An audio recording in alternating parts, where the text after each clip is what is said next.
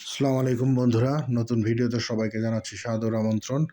আজকের ভিডিওতে আমরা চলে এসেছি জাতীয় চিড়িয়াখানা, মিরপুরে অবস্থিত এই চিড়িয়াখানায়। ঐতিহ্যবাহী এই চিড়িয়াখানা দীর্ঘদিন ধরে কিন্তু বিনোদনের প্রাণকেন্দ্র হিসেবে রয়েছে ঢাকায় এই চিড়িয়াখানাটি। তো এই চিড়িয়াখানায় আজকে কিন্তু প্রচুর মানুষের সমাগম হয়েছে। আপনারা জানেন, দ্বিতীয় দিনে, ঈদের তৃতীয় দিনে আমরা চলে এসেছি এখানে। দ্বিতীয় দিনে এখানে প্রায় 2 লাখ দর্শনার্থীর কিন্তু উপস্থিতি ঘটেছিল, যেটা কিন্তু খুবই আশাব্যঞ্জক। যদিও আজকে কিছুটা কম হলেও একেবারে কম না, 1.5 লাখের মতো আমরা জানতে পেরেছি এখন পর্যন্ত দর্শনার্থীদের উপস্থিতি ঘটেছে। তো প্রচুর জনগণ চলে এসছেন, বিশেষ করে বাচ্চাদের উপস্থিতি এখানে বেশি দেখা যাচ্ছে চিড়িয়াখানা। এবং এখানে ভিতরে একটি নতুন শিশু পার্ক করা হয়েছে, যে কারণে দর্শনার্থীর ভিড় আরও বেশি। এবং পশু পাখিদের সাথে পরিচিত হওয়ার জন্য, বাচ্চাদের ঘোরার জন্য হচ্ছে পারফেক্ট একটি জায়গা। যদিও লোকের সমাগম হচ্ছে স্বাভাবিক সময় থেকে অনেক বেশি, তারপরেও কিন্তু বাচ্চারা এসছেন প্রাণীদের সাথে পরিচিত হতে এবং নতুন প্রাণী, পাখি এবং হচ্ছে মাছদের সাথে নিজেদের পরিচিত হওয়ার জন্য। তো আমরা যদি চিড়িয়াখানার ঐতিহ্য নিয়ে কথা বলতে চাই, এটা কিন্তু চিড়িয়াখানার ঐতিহ্য নিয়ে যদি আমরা কথা বলতে চাই, তো এখানে কিন্তু চিড়িয়াখানায় বর্তমানে প্রায় 134 প্রজাতির 2150টি প্রাণী রয়েছে।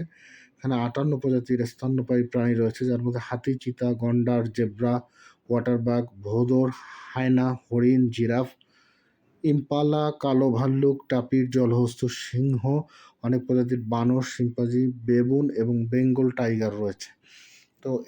তো এগুলো কিন্তু আসলে সব কিছুই আশাব্যঞ্জক সুর বলে। অনেক ক্ষেত্রে হয়তো বাঘ এবং সিংহের প্রজাতির কিছুটা বিলুপ্তি আমাদের কাছে চোখে পড়েছে, যেটা হচ্ছে একটিমাত্র বাঘ এবং একটিমাত্র সিংহের কিন্তু আমরা উপস্থিতি দেখেছি, যেটা কিন্তু মোটেও আশাব্যঞ্জক ঘটনা নয়। যদিও দুইটি প্রাণী হচ্ছে ঘুমন্ত অবস্থায় ছিল। এছাড়া বিভিন্ন জায়গায় কিন্তু আমরা বিভিন্ন ধরনের হরিণের উপস্থিতি দেখেছি। এছাড়া হচ্ছে গাধার উপস্থিতি আমরা দেখেছি, জিব্রা, জেরাফ, যে তাদের কিন্তু সরব উপস্থিতি দেখা গেছে। এবং আপনারা জানেন, গত 2 দিন আগে একটি মর্মান্তিক দুর্ঘটনা ঘটেছে। হাতির পায়ের নিচে পিষ্ট হয়ে এক কিশোরের মৃত্যু ঘটেছে। তারপরে অনেকে ভেবেছিল হয়তো দর্শনার্থীদের ভিড় কমে যাবে জাতীয় চিড়িয়াখানায়, কিন্তু দর্শনার্থীদের ভিড় কিন্তু কমেনি, মোটেও কমেনি। এবং দিন দিন চিড়িয়াখানার কিন্তু ভিড় বেড়েই যাচ্ছে। এবং সামনের রোববার, অর্থাৎ রোববার বলতে হচ্ছে 14ই এপ্রিল, 14ই এপ্রিল হচ্ছে পহেলা বৈশাখ, যেদিন বন্ধ থাকার কথা ছিল, কিন্তু ঈদের এবং পয়লা বৈশাখের ছুটিকে কেন্দ্র করে দর্শনার্থীদের ভিড় এবং তাদের সরব উপস্থিতি এবং তাদের চিড়িয়াখানার প্রতি নিবেদন চিন্তা করে কিন্তু খোলা রাখা হয়েছে। প্রতিদিন সকাল 9টা থেকে কিন্তু সন্ধ্যা 6টা পর্যন্ত জাতীয় চিড়িয়াখানা খোলা রয়েছে। এবং বিভিন্ন ধরনের পশু পাখি রয়েছে এবং অ্যাকোরিয়ামের ব্যবস্থাও কিন্তু রয়েছে। তো এছাড়া কিন্তু বিভিন্ন ধরনের সুযোগ সুবিধা এখানে তৈরি করে রাখা হয়েছে। আপনারা জানেন, জাতীয় চিড়িয়াখানা মিরপুরের যে চিড়িয়াখানাটি, এটি 1950 সালে হাইকোর্ট চত্বরে জীবজন্তু প্রদর্শনশালা হিসেবে প্রতিষ্ঠিত হয় চিড়িয়াখানাটি। পরবর্তীকালে 1974 সালে বর্তমানে অবস্থানে স্থানান্তরিত হয়। তো এখানে কিন্তু প্রায় বছরে 30 লক্ষ দর্শনার্থী ঢাকা চিড়িয়াখানা পরিদর্শন করে থাকেন। 2015 সালের 5 ফেব্রুয়ারি নাম পরিবর্তন করে ঢাকা চিড়িয়াখানা থেকে বাংলাদেশ জাতীয় চিড়িয়াখানা নামকরণ করা হয়। ঢাকা চিড়িয়াখানার বার্ষিক বাজেট 37.5 মিলিয়ন টাকা, যার মধ্যে 25 মিলিয়ন টাকা পশুদের খাওয়ানোর জন্য ব্যয় করা হয়।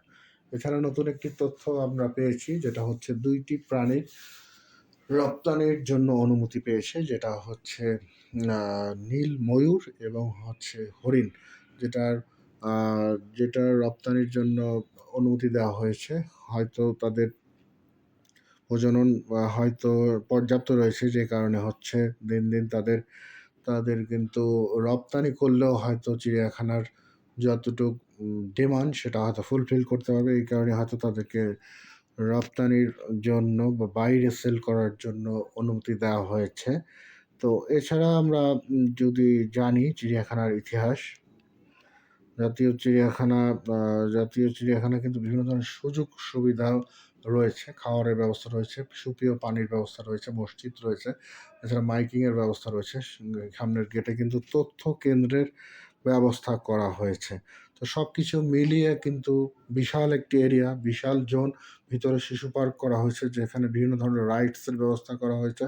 সময় স্বল্পতার কারণে আমরা শিশু পার্কটি পরিদর্শন করতে পারিনি।